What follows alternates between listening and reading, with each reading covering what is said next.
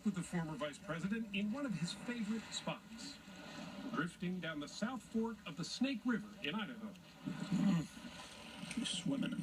Fly rod in hand, matching whips with the trout. Nice. What'd you get? Cutthroat. No matter what other worries or problems you may have or dealing with, you really focus on what you're doing and put all your other cares aside. They don't count as much when you're out here. Not too long ago, this kind of retirement for Dick Cheney, not far from his home in scenic Jackson Hole, Wyoming, looked pretty iffy. His failing heart used to get almost as many headlines as he did. But in 2012, this grandfather of 7 got a heart transplant, and suddenly everything changed. I just was back in for my 3-year checkup. It's nothing short of miraculous. At 74, he's regained the look of his days in office, reminders of which popped up again last month with the release of these previously unseen photos. They were taken on September 11th, 2001, showing Mr. Cheney first dealing with the crisis in the White House bunker, then being whisked away to that now famous undisclosed location. It was, a remarkable day, a tragic day in terms of the loss of life and the extraordinary set of circumstances we had to face with. And a day that shaped one of the most controversial vice presidencies in history. How'd that day change you personally? Not from a policy standpoint, but change you? Well, it's been alleged by some of my friends that 9/11 did change Cheney, that when he was a Secretary of Defense in the first Bush administration, he was a warm, pleasant, lovable fellow, and he became more of a hard rock afterwards. And I think it's probably true. It changed the way I looked at the world.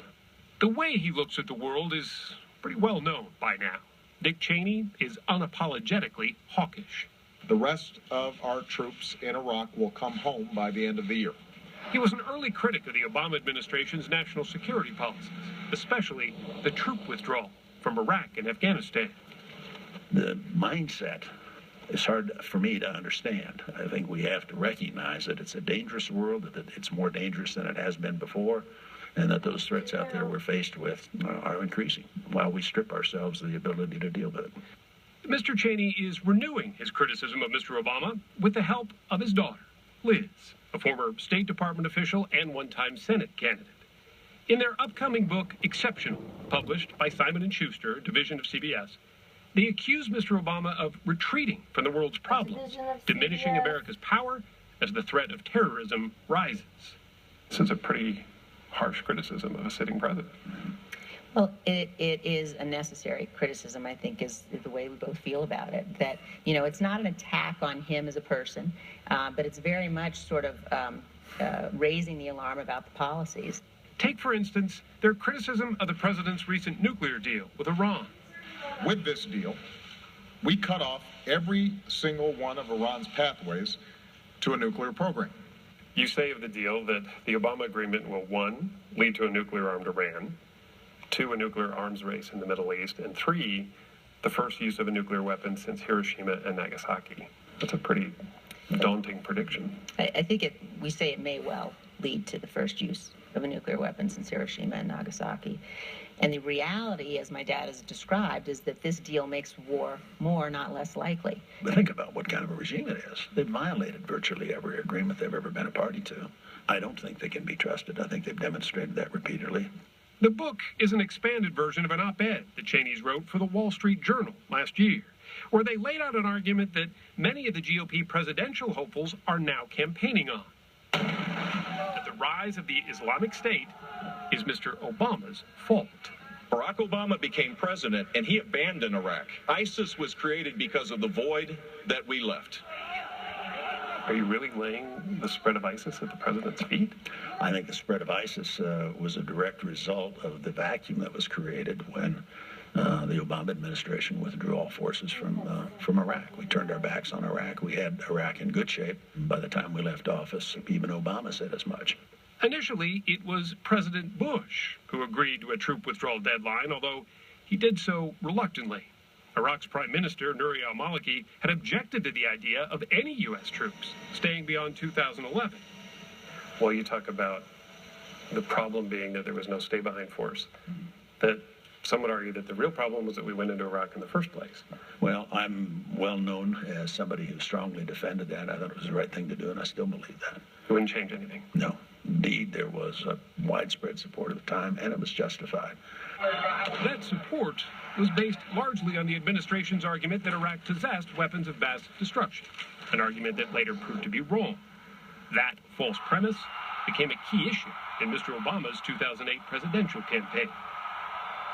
Does the president get any credit for trying, while still recognizing the sacrifice that was made, trying to end two wars that have gone on even longer than you thought they would go on? Does he get any credit for trying to end that? Well, I gave him credit, for example, when they got Osama bin Laden, I think.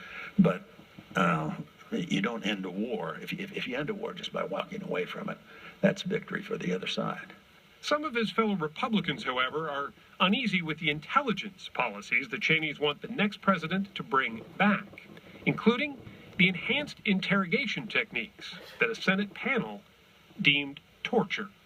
First of all, it wasn't torture. The waterboarding, for example, torture. That was the most egregious thing we did, supposedly, in the enhanced interrogation program. It was the most significant source of intelligence for us that we absolutely had to have, and that was on Al-Qaeda, how big they were, where they were, who their leaders were, what their plans were, and so forth. All of that came out of enhanced interrogation. What do you say to those to say, yes, perhaps they worked, but we sacrificed our values in the process?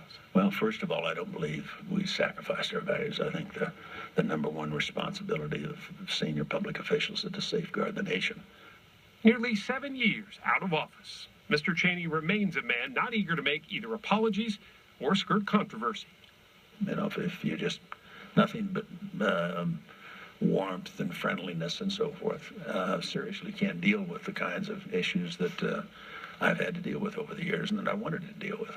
It's almost, I think, if you are criticism free, then you're probably not doing your job. For his daughter, that unyielding nature is one of the most appealing things about him. I know of no one who has been more courageous and dedicated and honorable than my dad in terms of being willing to say, this is absolutely what we have to do. This is the right thing to do. You know, and sometimes when nobody else was willing to do it. You know, I know for all of us who love you, the gratitude as Americans that we feel is matched only by our love for him. Don't look at me like that. Well, no, thank you. His matter-of-fact veneer almost cracked there for a moment. What do you think's the most surprising thing about your dad that folks don't know? That the hitch cover on his pickup truck is Darth Vader. It is not, is it really? It is. I don't know who put it on. I haven't found out yet. But, We checked, and yes, on the back of his black F-350 pickup, it's there.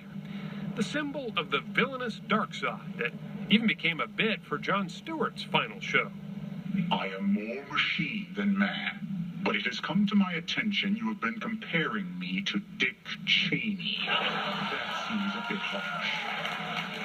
So it's a point of pride in some ways for you. well, in a sense, you have to have a sense of humor about the business. Dad, this is a nice rod. Yeah, it is. I just bought it last year. His guides back on the Snake River often say that Mr. Cheney picks the hardest fish to catch in the toughest conditions. The more challenging, the better. His approach to politics seems just as targeted. And whatever you think of Dick Cheney, he's clearly not ready to hang out the gun fishing side for good. What do you want your legacy to be? Oh, I don't know. I think I'll let the historians worry about that. I feel like I did the best I could under extraordinary circumstances, and I'm satisfied with that.